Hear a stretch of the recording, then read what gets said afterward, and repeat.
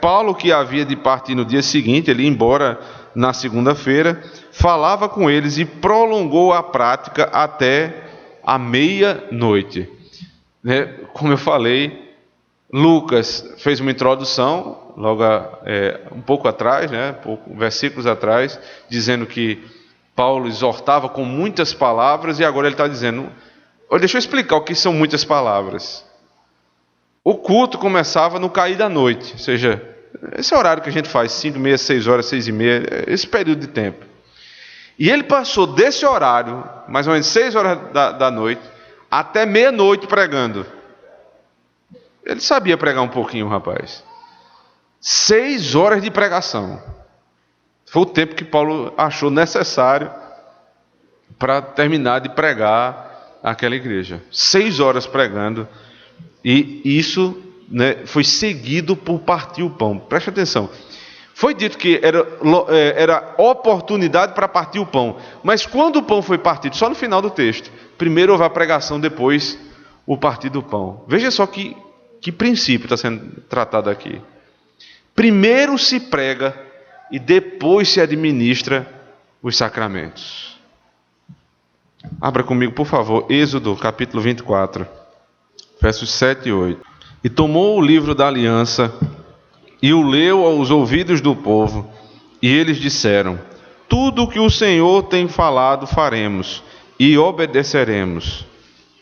Então tomou Moisés aquele sangue e espargiu sobre o povo, e disse: eis aqui o sangue da aliança que o Senhor tem feito convosco sobre todas estas palavras.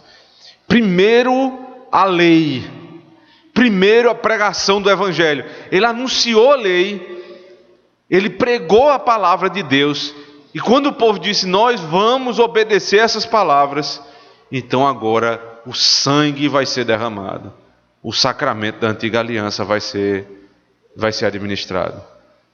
Pregação e sacramento.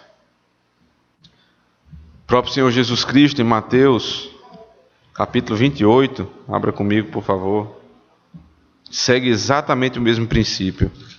Verso 19: portanto, ide, fazei discípulos de todas as nações, batizando-os em nome do Pai e do Filho e do Espírito Santo. Façam discípulos, ou seja, preguem a palavra. O que é que está atrelado à pregação da palavra? O batismo. Não é batizem e preguem, é preguem e batizem. Preguem e entreguem a ceia do Senhor. Esse princípio aqui, que é didático, que é bíblico, nós temos seguido, graças a Deus. Você nunca vai ver aqui no nosso meio um batismo antes da pregação. Você nunca vai ver aqui uma ceia antes da pregação. Como também não vai ver a mesa da ceia no lugar do púlpito. Porque quem faz isso é católico romano. Por quê? Porque isso é um símbolo. Onde está a centralidade da igreja? O evangelho pregado. O ideal, na verdade, é que a mesa da ceia estivesse aqui também. Não tem, por circunstâncias que a gente não teve condição ainda de fazer. Mas é ideal que esteja aqui, ao lado, pia batismal e a mesa da ceia. Mas o centro é sempre a pregação.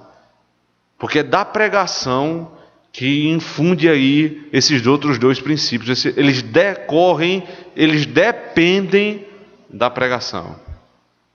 É a pregação que me leva a ser batizado, é a pregação que me leva à Santa Ceia. Não o contrário.